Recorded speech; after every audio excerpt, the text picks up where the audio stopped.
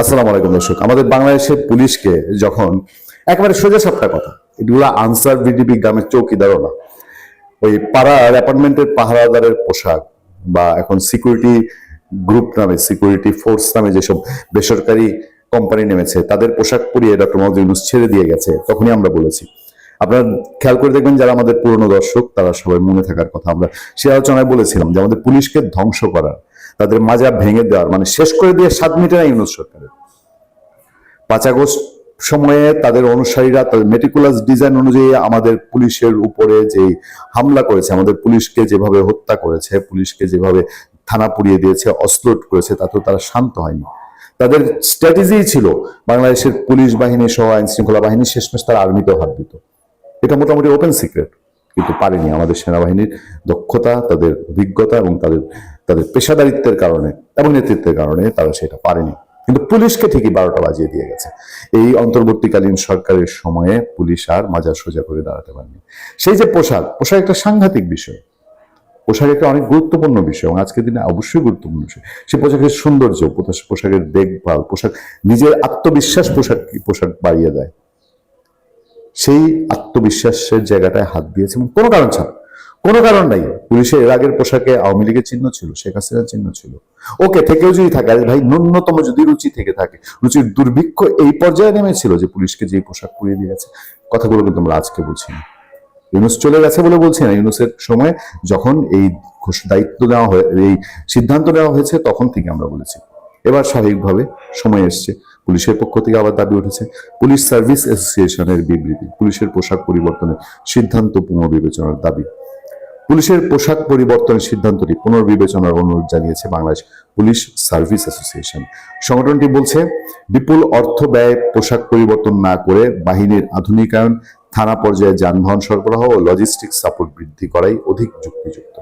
দর্শক, আমি আপনাদের গত পরশুদিন একটা আলোচনায় বলেছি, যে আলোচনায় পুলিশ মহাপরিদর্শক ওই যে আবার নিষিদ্ধ সংগঠনের কার্যক্রম চলতে দেওয়া যাবে না এই কথা বলেছিলেন। তখন আমি বলেছিলাম পুলিশের সমালোচনা কেন করি, খুব বুঝে শুনে করি জানেন, কারণ পুলিশের কষ্টটা কাছে থেকে দেখেছি।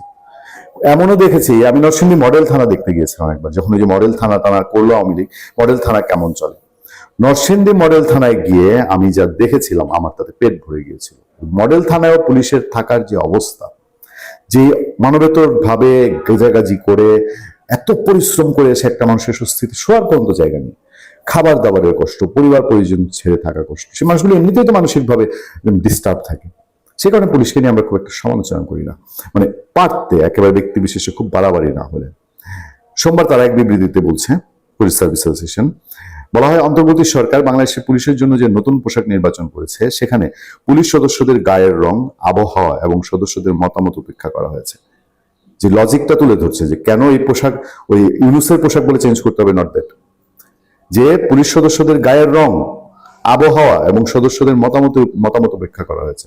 আমরা সাধারণত শ্যামলা জাতিগোষ্ঠী, আমরা ফকফকা জাতিগোষ্ঠী, আমাদের জন্য কালচে কোনো কিছু স্যুট করে না, খুব কালারফুল কিছু একটা স্যুট করে না। যাক, সফট কালার যেগুলো বাংলাদেশে, সাদা, বেগুনি, সাদা, সবুজ, নীল, এই সফট কালার গুলো আমাদের সঙ্গে যায়, অন্তত যোগ শাস্ত্র তাই বলে। কোন প্রকার জনমত যাচাই ছাড়াই নির্বাচিত এই পোশাকের সঙ্গে ইউনিফর্মধারী অন্যান্য সংস্থার পোশাকের হুবহু সাদৃশ্য রয়েছে।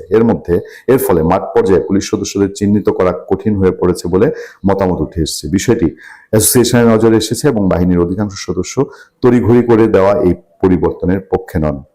পুলিশ পোশাকের ঐতিহাসিক পটভূমি তুলে ধরে বিবৃতিতে বলা হয়েছে, 2024 সালের 5 ফেব্রুয়ারি প্রজ্ঞাপন এবং 10 ফেব্রুয়ারি গেজেট প্রকাশের মাধ্যমে তৎকালীন সরকার একটি কমিটির দীর্ঘ যাচাই বাছাই শেষে পুলিশের আগের পোশাকটি নির্ধারণ করেছিল।